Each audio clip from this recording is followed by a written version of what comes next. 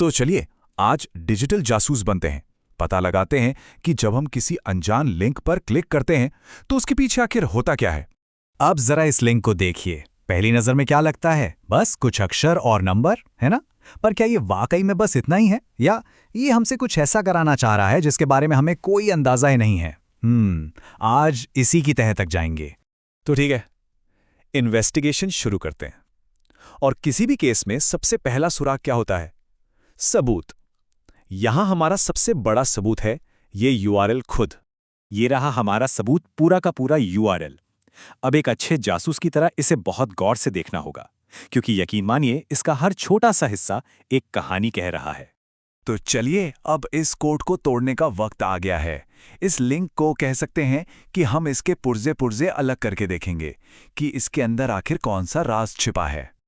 अच्छा, आगे बढ़ने से पहले एक चीज समझनी बहुत जरूरी है। यूआरएल पैरामीटर्स ये क्या होते हैं?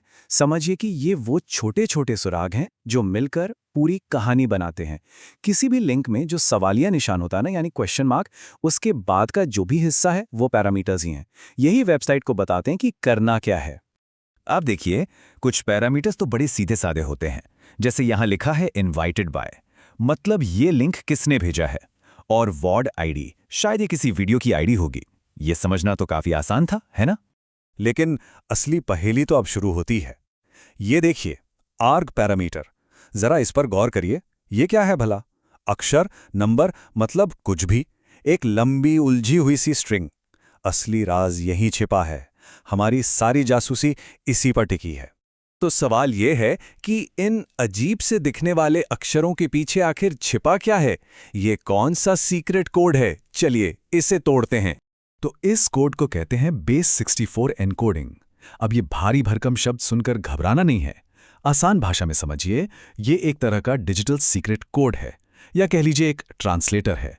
इसका काम है किसी भी जानकारी को एक ऐसे सिंपल टेक्स्ट में बदल देना जिसे इंटरनेट पर भेजना आसान और सेफ हो।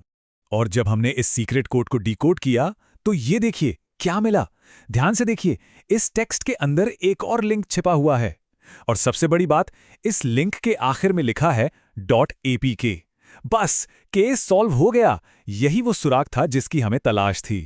तो ये APK फाइल आखिर है क्या चीज, और इसका मिलना इतना बड़ा खुलासा क्यों है? चलिए अब इसे समझते हैं। APK का पूरा मतलब है एंड्रॉयड पैकेज किट, और आसान शब्दों में कहें तो ये किसी भी एंड्रॉयड ऐप की इंस्टॉलेशन फाइल है।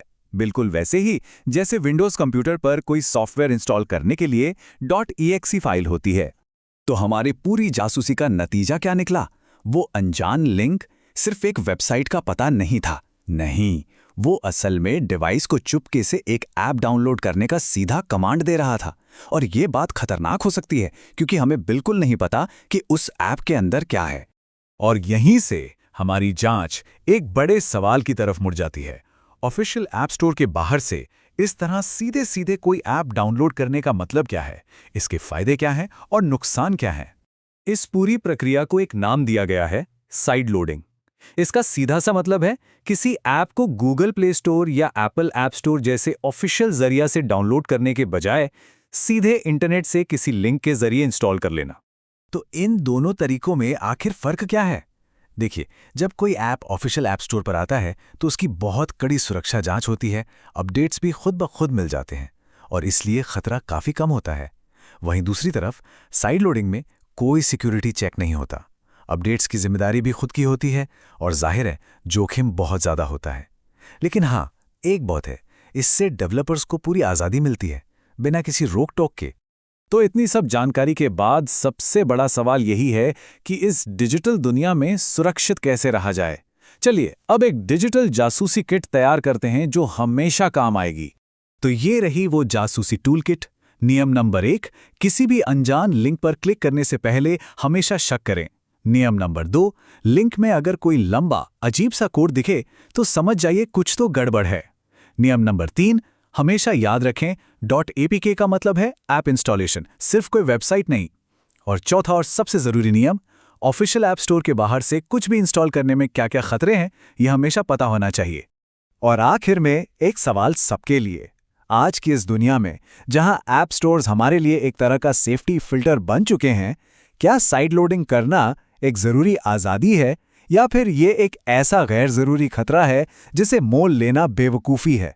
इस पर सोचेगा ज़रूर।